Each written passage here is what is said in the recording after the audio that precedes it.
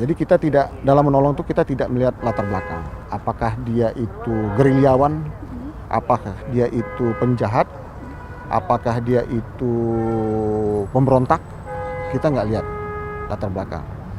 Kriteria kita cuma to help the most vulnerable and the most neglected people. Saya kira kalau kita mengenai saudara Yossi Rizal almarhum itu, buat saya dia seorang pahlawan tanpa tanda jasa.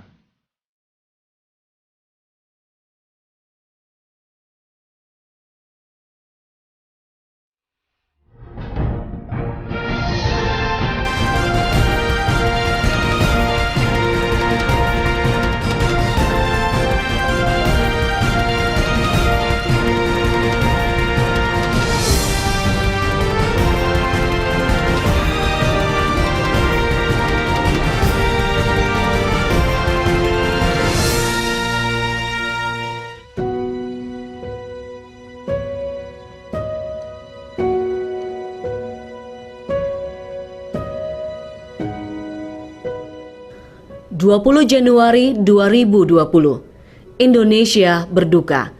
Dokter ahli bedah dan pejuang kemanusiaan Yossi Rizal jurnalis meninggal dunia. Inisiator Rumah Sakit Indonesia di Gaza ini tutup usia pada umur 56 tahun. Yossi tak hanya dikenang di Indonesia, namanya juga harum sebagai pejuang kemanusiaan dunia.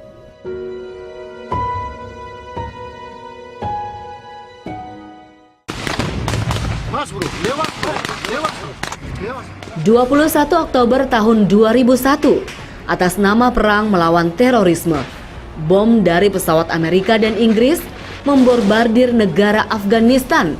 Perang pun pecah.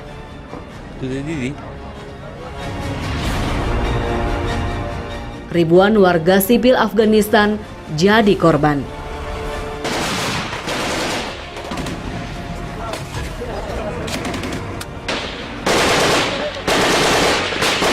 Di tengah gencarnya militer Amerika menyerang Afghanistan, beberapa dokter dari Indonesia yang dipimpin Yossi Rizal jurnalis menyelusup masuk dan memberi bantuan kemanusiaan. Para dokter yang bergabung di Medical Emergency Rescue Committee atau MERSI tak luput dari bombardir bom pesawat Amerika. Ya, ada beberapa pengalaman dengan Dr. Yossi yang saya alami sendiri. Yang pertama, ketika kita masuk ke Maluku, ke daerah konflik, ya boleh dibilang nyawa menjadi taruhan. Misalnya di Maluku, kita hampir dipanah oleh salah satu pihak yang berkonflik. Tapi begitu kita jasa, kita medis, kita netral. Nah, ya, mereka mau mengerti dan kita alhamdulillah selamat. Nah, yang kedua misalnya di Afghanistan juga demikian. Kita sampai langsung dibom oleh pesawat Amerika. Sekeliling kita kan sampai ke rumah sakit, lalu kita bekerja di situ. Nah, tapi malamnya sekeliling dibom oleh pesawat Amerika. Saya hitung sebanyak 20 kali, seluruh kaca pecah. Nah, itu saya alami bersama dengan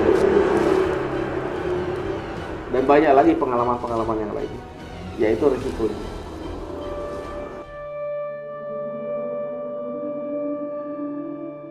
Itulah kisah Dr. Yogi Prabowo tentang sahabatnya, Dr. Yossi Rizal jurnalis, seorang pejuang kemanusiaan, sukarelawan yang selalu hadir menolong korban bencana alam dan di medan rusuh. Dr. Yogi pertama kali bertemu beliau saat bersama-sama menjadi relawan pada kerusuhan Maluku pada tahun 1999. Saat itu, ia dan beberapa dokter dari Universitas Indonesia datang untuk membantu korban kerusuhan. Memang dari awal saya melihat sebagai pribadi, beliau orangnya orang yang baik, ikhlas, jujur, dan yang terkesan pertama kali dari saya itu adalah dia setia kawan. Jadi walaupun pada saat itu beliau statusnya dokter spesialis, kami ada yang masih ada dokter umum. Nah, lalu tugas sudah selesai, beliau tidak mau meninggalkan kami, kita pulang bareng-bareng. Dengan peralatan seadanya, Dr. Jose dan kawan-kawannya menolong korban kerusuhan yang sudah cukup lama terlantar tak tertangani. Bantuan mereka tak hanya menyelamatkan nyawa korban kerusuhan, tapi juga memberi motivasi dan harapan baru pasca konflik. Iya, saya melihat langsung dengan mata kepala saya, bahkan saya juga diperbantukan untuk memegang kain kapas, iodium untuk mengoleskan ke luka para pasien. Beliau itu orangnya tidak mau menyerah dengan situasi yang sangat sulit.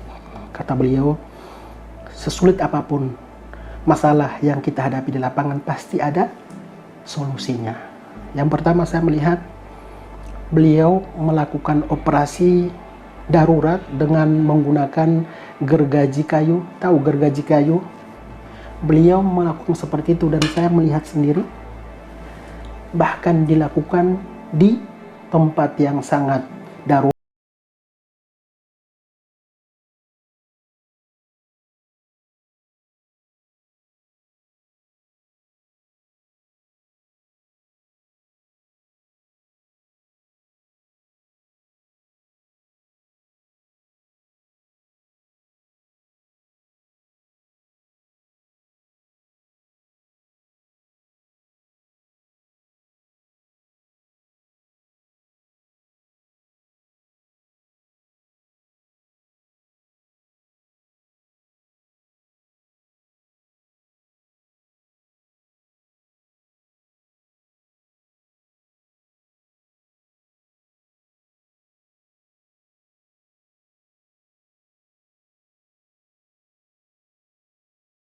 Palestina.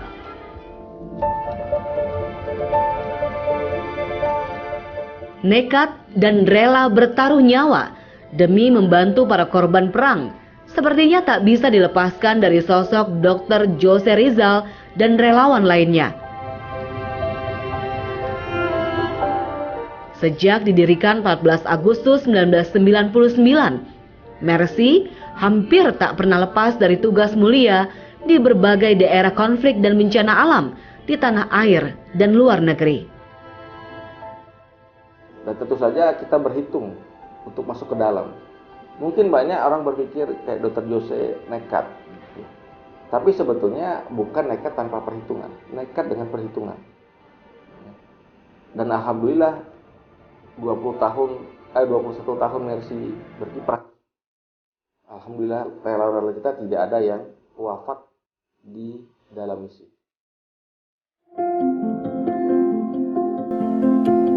Beginilah ruang kerja Dr. Jose Rizal di wilayah konflik. Sangat sederhana, jauh dari kenyamanan ruang praktek seorang dokter spesialis bedah tulang di ibu kota. Namun inilah jalan yang dipilih Dr. Jose, dunia sederhana seorang dokter relawan. Bersama koleganya, Jose pernah bertugas di berbagai tempat, dari yang dilanda konflik bersenjata hingga yang diguncang bencana. Semua ia lakukan secara sukarela, tak dibayar, meski nyawa sering jadi taruhannya. Ya, tentu saja panggilan dari hati. Sebagai panggilan dari hati ini artinya gini, kita bertekad untuk membantu sesama dalam rangka amal ibadah. Kerangkanya adalah kerangka ibadah untuk membantu, dan kami yakin ada ganjaran bagi para relawan ini yang mendapatkan keridhaan dari Tuhan Allah Subhanahu wa taala. Dr. Jose adalah dokter spesialis yang sederhana, tegas, dan baik hati. Pribadi inilah yang selalu diingat oleh para koleganya. Contoh kesederhanaannya, dokter spesialis bedah tulang ini tinggal di kontrakan di saat membangun lembaga kemanusiaannya. Berapa kali sempat ke rumah dia gitu, ya kaget juga sih rumahnya. Waktu itu udah spesialis tapi masih ngontrak, ya bukan kontrakan besar juga. ya untuk sekelas spesialis ortopedi gitu ya. Dan saya tahu betul hasil ada apa yang dia peroleh kebanyakan memang untuk sosial, untuk kemanusiaan. Banyak teman-teman yang membutuhkan, apalagi teman-teman sesama dokter, seperti banyak yang bilang memang orangnya nggak bisa menolak untuk membantu. Subhanallah, dia punya jiwa tegas, keberaniannya juga cukup tinggi, tapi juga hatinya lembut dalam hal-hal yang bersinggungan dengan kemanusiaan. Jose Rizal lahir di Padang, Sumatera Barat pada tahun 1963. Selepas sekolah menengah, Jose melanjutkan pendidikan dokter umum di Universitas Indonesia dan menyelesaikan spesialis bedah ortopedi atau bedah tulang pada tahun 1999. Di tahun ini pula, setelah kerusuhan Ambon, Dr. Jose menginisiasi pendirian lembaga kemanusiaan yang bisa bergerak cepat memberikan bantuan medis di daerah konflik dan bencana.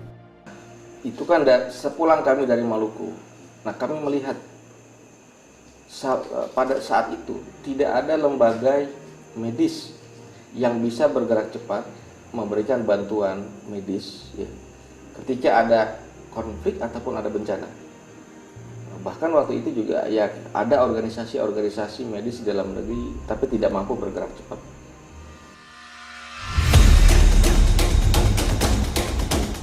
Di bawah komando Jose Rizal, Mercy terus bergerak membantu para korban bencana alam dan korban perang.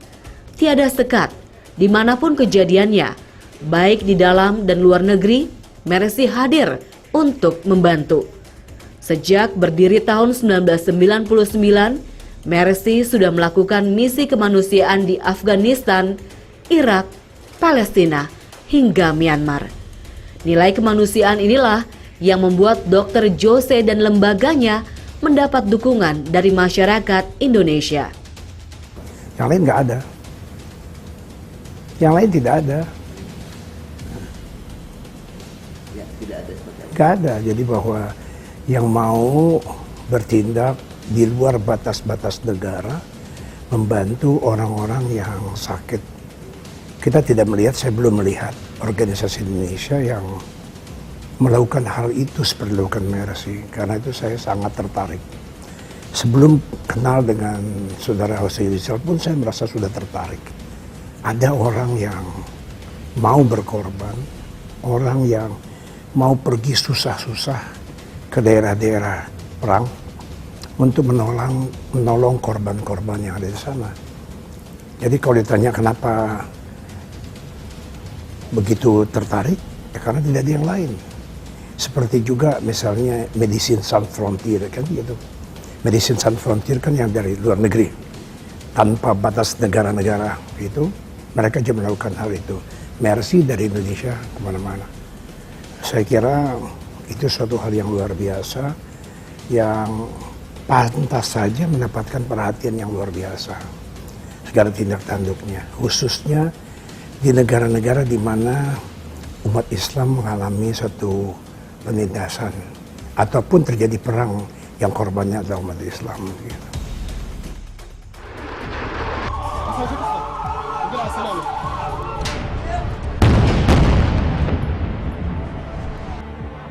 Tahun 2008, Israel kembali menyerang Palestina. Ratusan warga sipil Gaza terkurung di medan perang dengan banyak korban yang berjatuhan. Menjelang malam tahun baru waktu itu nggak salah. Ya, menjelang tahun baru. Dr. Rizal telepon, Pak Farid, Gaza diserang. Kita harus ke sana. Saya langsung jawab siap, saya bilang gitu. Cuman ini orang rumah nih mulai panik, nggak ngasih. Tapi saya katakan istrinya Dr. Yosi aja ngasih, saya bilang. Akhirnya dengan pertimbangan itu akhirnya saya dapat izin. Pendek kata, kita berangkat 2 gelombang. Saya masuk melalui Kairo, Mesir, bersama teman-teman Mercy yang lainnya. Dr. Yosi waktu itu dengan rombongan pemerintah, tapi masuknya dari Yordan kalau nggak salah. Kita bertemu titiknya di Kairo.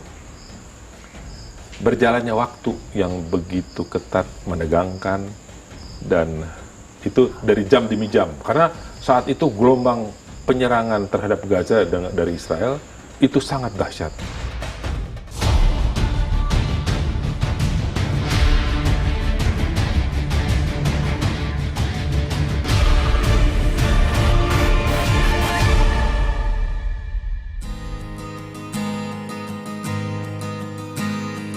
Blinding flash of white light lit up the sky over Gaza tonight. People running for cover, not knowing whether they're dead or alive. Most vulnerable, the most neglected itu memenuhi kriteria untuk Gaza. Jadi orang-orang yang sangat terlupakan dan sangat terluka. Fiery flames, Gaza tonight.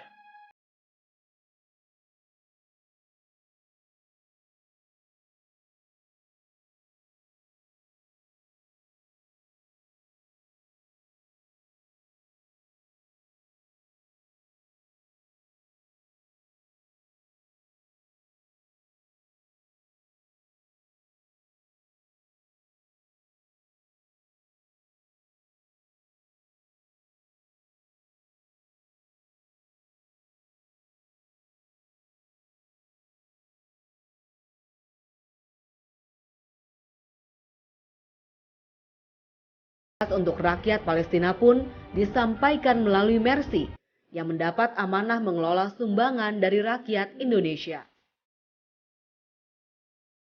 Membawa amanah rakyat Indonesia, Mercy dan Jose Rizal terus berusaha menembus kota Gaza. Setelah negosiasi yang alot, mereka berhasil masuk dan melihat kondisi Gaza yang hancur oleh gempuran Israel. Ketika beliau masuk dan melihat langsung bagaimana kondisi di dalam jalur Gaza, ternyata beliau bertemu dengan Menteri Kesehatan saat itu. Ada signing untuk pembangunan rumah sakit Indonesia yang ditanggapi sangat gembira ya, sangat positif oleh pemerintahan di sana. Membuat rumah sakit di Gaza adalah ide luar biasa Dr. Jose Rizal. Ide yang muncul karena banyaknya korban yang tidak tertampung di rumah sakit di Palestina. Awalnya tak banyak orang percaya Jose bisa membangun rumah sakit di wilayah konflik seperti di Gaza. Saat itu memang di internal kami pun gitu, di internal Mercy yang saya ketahui, aduh ya 15 miliar memang banyak sih. Cuman untuk membangun sebuah rumah sakit tentu dana yang dibutuhkan lebih besar dari itu. Akhirnya segeralah di Mercy ini tim konstruksi. Jadi kami selain relawan-relawan medis ada juga relawan engineer, arsitek itu yang mulai bergabung. Apalagi ketika mendengar Mercy mau bangun rumah sakit, dia yang dibutuhkan ya ternyata jauh dari perkiraan, sampai sekitar 35 miliar. Besarnya dana yang dibutuhkan membuat Jose Rizal gencar mencari donasi. Pelan tapi pasti. Akhirnya atas kepercayaan rakyat Indonesia, dana yang dibutuhkan mulai terkumpul dan pembangunan rumah sakit Indonesia di Gaza terwujud dan selesai dikerjakan tahun 2014. Bahkan tak hanya bangunan, bantuan peralatan medis sebesar 75 miliar pun berhasil digalang dari donasi rakyat Indonesia. Inilah Rumah Sakit Indonesia di Gaza. Rumah sakit megah ini adalah sumbangan rakyat Indonesia untuk Palestina. Dan bulan Januari, di tengah konflik yang memanas kembali, Rumah Sakit Indonesia di Gaza diserahkan ke rakyat Palestina. Setelah sukses membangun rumah sakit Gaza, kesehatan Jose Rizal terus menurun. Namun sakit jantung yang menggerogoti Jose tak melemahkan dia untuk terus beraksi dan bersuara lantang untuk kemanusiaan. Seorang Indonesia bernama Dr. Jose Rizal itu, Dia mengabdikan dirinya membentuk sebuah tim kedokteran yang bekerja juga di Indonesia, tapi lebih banyak juga di daerah-daerah pertempuran di Afghanistan. Kita lihat pada Palestina, di daerah-daerah di mana banyak pertempuran seperti itu. Tidak banyak yang mau berbuat seperti itu. Satu, tentunya bahaya. Dan kedua adalah bahwa tidak ada yang menghargai dalam bentuk materi kerjaan dia. Tapi dia bekerja dengan ikhlas, menolong korban-korban yang berjatuhan. Buat saya, itu pahlawan tanpa tanda jasa. 20 Januari 2020, setelah 10 tahun bertahan dari sakit, dokter kemanusiaan terbaik yang pernah dimiliki Indonesia meninggal dunia. Jose pergi meninggalkan jejak kemanusiaan yang selalu dikenang oleh bangsa Indonesia, bahkan dunia.